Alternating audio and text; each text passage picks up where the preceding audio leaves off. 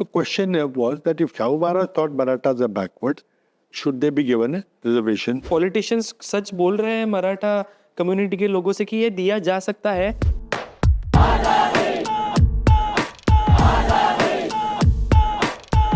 Mr. Prithviraj Chauhan, ex chief minister of Maharashtra and a senior Congress leader, engineering background से होने के कारण सोशल एस्पेक्ट्स, मतलब ये सोशल स्टडीज और जो ह्यूमैनिटीज है वहां से आप कनेक्ट नहीं कर पाए. बट ड्यूरिंग कॉलेज डेज जो ये मूवमेंट्स आपने देखी, उसका क्या इम्पैक्ट रहा, और ड्यूरिंग पॉलिटिकल जो आपका करियर रहा बाद में जाके, तो उसमें कैसे मदद हुई उसकी?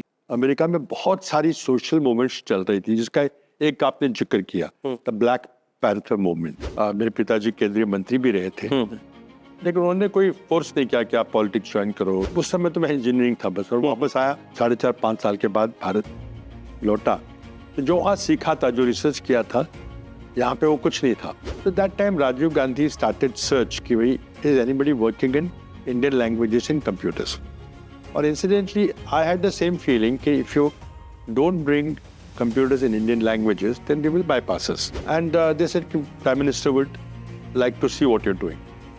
तो हमको बुलाया, काफी सिक्योरिटी थी. आफ्टर मिसेस गांधी असैसिनेशन वो सब बंदूक रहती थी आसपास, बिकॉज टाइट सिक्योरिटी 1984 के बाद भी के. तो ये चौहान और गांधी फैमिली का एग्जैक्टली कैसा रिलेशन रहा है पहले से, और उसके बारे में क्या कहना चाहिए? इससे मेरा काफी अच्छा प्रदर्शन रहा. इसलिए जब 2004 की सरकार बनी तो सोनिया जी और डॉक्टर मनमोहन सिंह जी ने मुझे राज्य मंत्री बनाया. आपका जो ये जॉब प्रोफाइल तब था मिनिस्टर का, तो उसमें ऐसा बहुत जगह पोर्ट्रे किया गया है कि सोनिया जी एक तरफ है, एनएसी एक तरफ है, प्राइम मिनिस्टर्स ऑफिस एक तरफ है.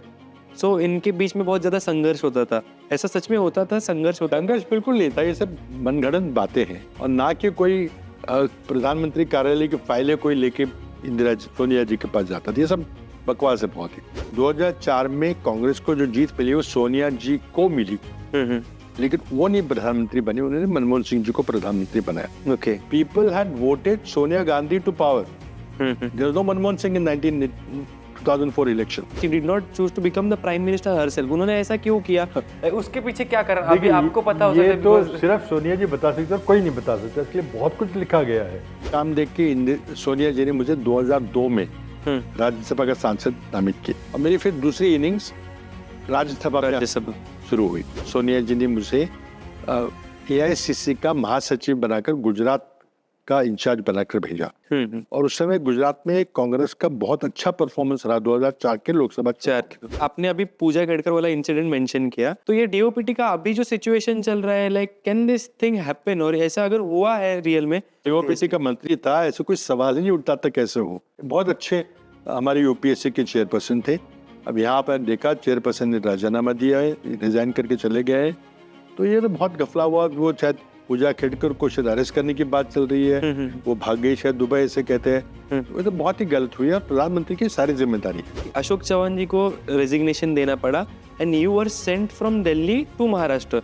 बट उसके पहले क्या क्या हुआ था इसके बारे में जानकारी नहीं है. आज हम लोग फ्रैंकली आपसे सुनना चाहते हैं. जी, इस दौरान ये आदर्श कोऑपरेटिव सोसाइटी स्कैम महाराष्ट्र में बना. न्यूज़पेपर में काफी उसकी चर्चा हुई. तो सोनिया जी बहुत ज्यादा आहत हुई. She was deeply hurt. I know it because we are meeting on a daily basis. I was getting to it कि coalition government जो था, उसमें भी हमने तभी देखा कि काफी सारे टसल हुए थे, स्ट्रगल्स हुए थे इनसाइड द गवर्नमेंट. तो उसका क्या एक था इम्पैक्ट? 70,000 करोड़ खर्च करके उस सिंचन में बिल्कुल बढ़ोतरी नहीं हुई थी. 18% से 18.1% हुआ था. तो उसका व्हाइट पेपर मैंने मांगा था, लेकिन व्हाइट पेपर का अर्थ जो है वो शायद महाराष्ट्र में गलत समझा गया. White paper is not an inquiry. It is a statement of facts given by the government to the people. Defection हुआ पॉलिटिकल पार्टीज में. बैकडोर से लेके पार्टी पीठ पे छुरा धोप कर जो बनना, ये गलत बात है. और इसकी सजा महाराष्ट्र की जनता ने लोकसभा चुनाव में दी है, और ये विधानसभा चुनाव में भी इसकी सजा लोग देंगे. एकनाथ शिंदे जी का एक एस्पेक्ट अलग है, बट अजीत पवार और आप एक गवर्नमेंट में आपने काम किया हुआ है, तो अजीत पवार के काम करने के तरीके को आप कैसे देखते हैं? देखिए, he has some positive qualities. He's a very hard-working person. But ऐसा लव एंड हेट रिलेशनशिप पहले से ही रहा गया है गवर्नमेंट में रहते हुए भी. What is the reason of this? Do you think there is bad blood anywhere between? I don't think. I have no hate for him, no extra love for him, and he's just a colleague. One major question I wanted to ask you. Maratha reservation के बारे में, जो अभी सबसे बड़ा मुद्दा है महाराष्ट्र में, जिसके ऊपर आंदोलन हो रहे हैं बहुत सारे। गवर्नमेंट ने कुछ आश्वासन दिए हुए हैं लोगों को। देवेंद्र फडणवीस जी जब मुख्यमंत्री, उन्होंने इसी तरह का कानून लाए, जबकि दिल्ली में केंद्र सरकार ने ये सारे अधिकार हटा लिए थे राज्यों से। EWS का तभी लिए। EW उसी समय जो एक कॉन्स्टिट्यूशन अमेंडमेंट हुआ था, तो Devendra Fadnavis had no right to declare any community as a backward community when he passed the law in Maharashtra in, I think 2018.